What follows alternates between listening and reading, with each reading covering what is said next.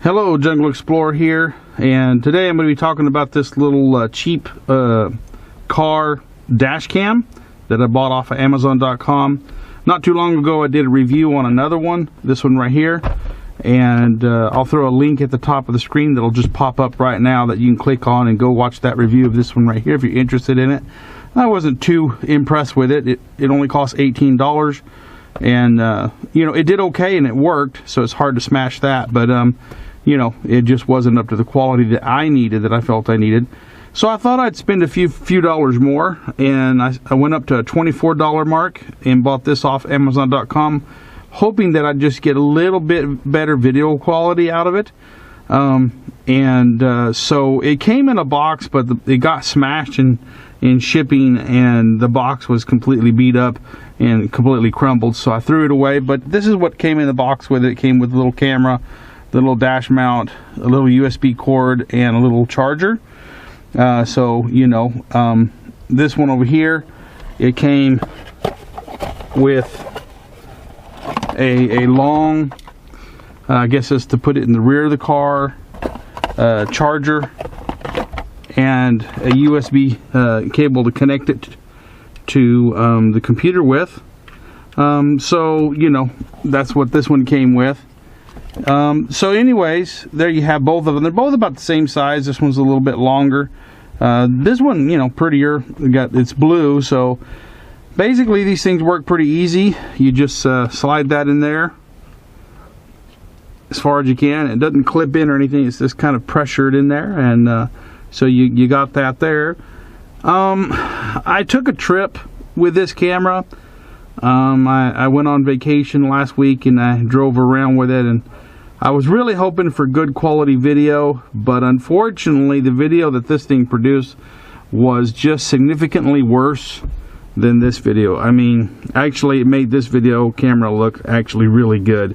This was garbage. I mean, I don't know if you remember having the old flip phones with the VGA cameras on them and stuff, like the Sony V3. That took far significant better quality video than this did. I could not believe how bad a video this is.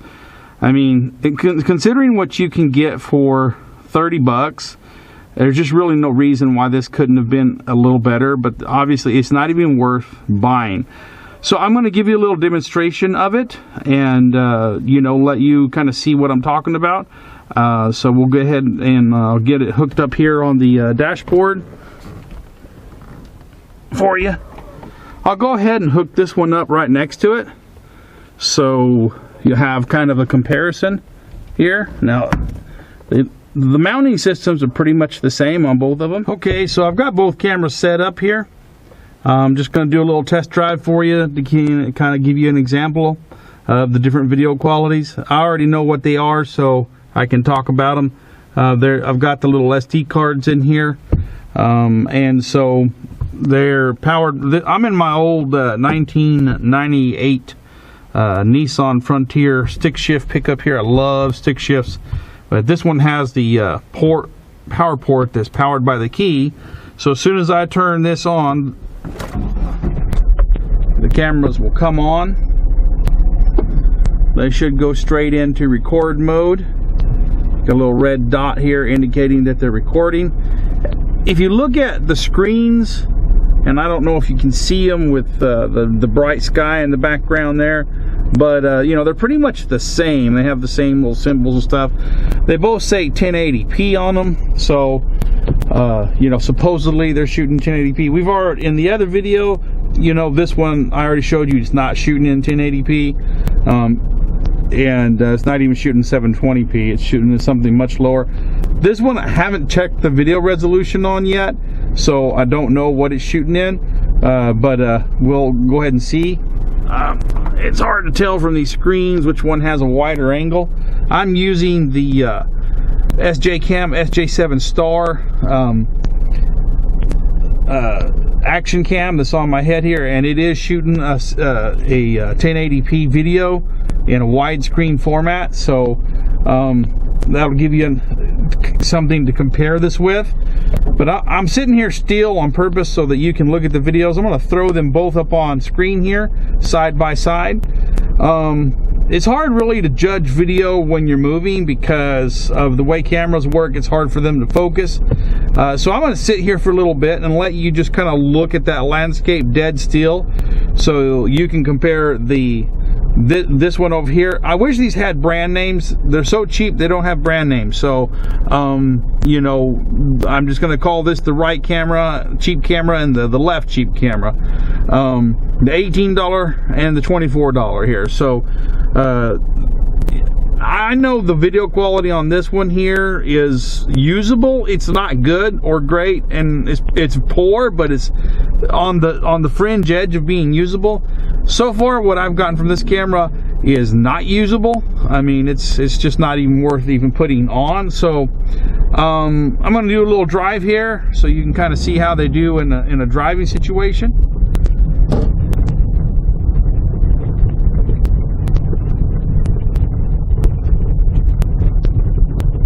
As I go down the road, I'm going to switch back and forth from full screen to split screen for you, so to give you a little better full screen view of what you're going to get if you decide to buy one of these cameras. I just want to say here that you know, I don't buy these things so that I can make reviews out of them. I buy them for my own personal use. I wanted a couple of cameras that I could put a front camera and a back camera, and so that I've had some near misses on some accidents here lately, and it just seems like people are getting worse in their driving and things, and I wanted to, you know, kind of protect myself, because so far in my life I've never had an accident where I was at fault. But I've had a lot of people hit me and then claim that I was the one at fault and I had to defend myself. So, you know, having a little camera like that could, you know, potentially prove your innocence. So I think it's wise to have one. But I'm not rich, so, you know, I can't afford $300 a camera to put two cameras, you know, $600 worth of camera in my car. Not even this camera on my head costs that much. And some of these car cams are pretty expensive. So I'm trying to get away with some budget stuff here. And unfortunately, these cameras are not going to be suitable for me. But as I drive down the road here, I'm just kind of letting you see what they're doing. I'm not going to spend a whole big lot of time on this because simply I know that this camera on the left here is not that good, and it's not even worth dedicating a lot of time to. I'm making this video for y'all's benefit, for you, so you don't end up wasting money like I did on buying something that absolutely is just not going to do any kind of a decent kind of a job. So that's why I'm making these reviews. They're really actually, they're not really worth making because of how cheap the thing is, and you know, the value involved here is just not very high. But you know, there's a lot of people out there like me that just don't have a lot of extra dough on hand, and they might want to try to luck into a good deal. And I'll tell you, I don't shy away from, you know, budget equipment, because I have found some pretty good budget stuff that doesn't cost a lot of money, that actually does a decent job. Unfortunately, this camera right here doesn't fall in that category. It falls into the cheap piece of junk category. The toy that was intended for a child category is what it falls into, and that's really sad, you know, because I bought that one for $18, $6 cheaper than this one, and it's actually doing a better job. So you really don't know what you're getting with, you know, the price nowadays. I bought $30 little action cameras that did, you know, 10 times better than either one of these. So you can luck into some good stuff out there. I'm not talking about top of the line, you know, Canon DSLR stuff. Let's be reasonable here. but you know, what I'm talking about is something that's functional and usable. You know, we're not making a Disney or, you know, a Marvel movie here. We're just trying to capture some video that might be used to prove our innocence in an accident. This one might even do that at a passable level. This one here, not even close. It's just not even worth it. So, you know, that's my opinion. Of course, you might look at the videos and say, oh, well, they're about both as bad. Well, that's I'll leave that up to you. My opinion is this one's actually better. It's not good, but it's better. This one here is just pretty much something I'm going to give my grandson and hope he breaks it. You know, it's just not even worth anything. So, you know, these little reviews that I make, as I said before, I make them for your benefit so that you can maybe prevent buying and spending money on something that you know, even though it's not a lot of money, and you know, when you're strapped for cash and economy's tight and stuff, every dollar counts. So, you know, hopefully it'll help you. And I'm not going to spend any more time on this camera.